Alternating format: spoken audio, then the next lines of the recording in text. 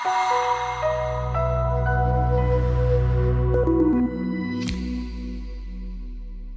morning, everybody, and thank you for being here with us for the monthly update of Edge Invest Newman Credit Fund.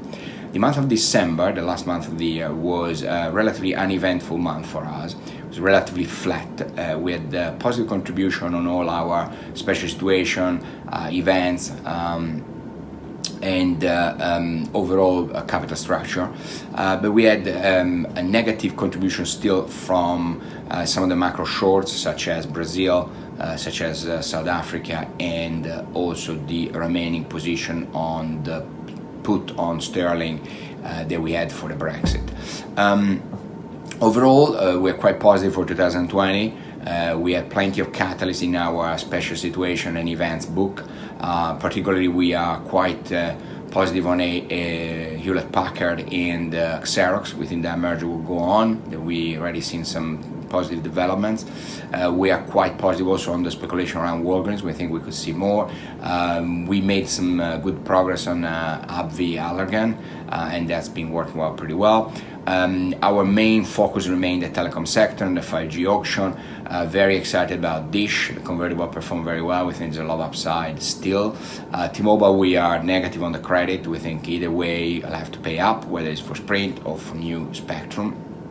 And with respect to other capital structure trades, we remain quite active on names like Tesla, Uber, Netflix, where we see a very high risk of repricing downward on the equity, while the credit is relatively well underpinned, and so we have in different ratio that kind of trade on. Another trade we are active across the capital structure is Atlantia in Italy. We're quite negative on Atlantia stock, quite negative on Atlantia credit at the holding level, while we are very positive on the Atlantia bonds at the ASPI level, the operating level that runs the motorway in Italy.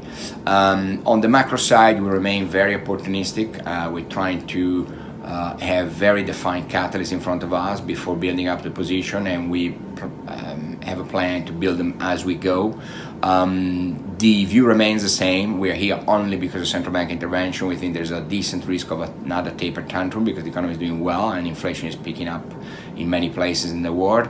At the same time, the central bank is always ready to support the market, and so we need to be very careful. The liquidity in the market remains very poor.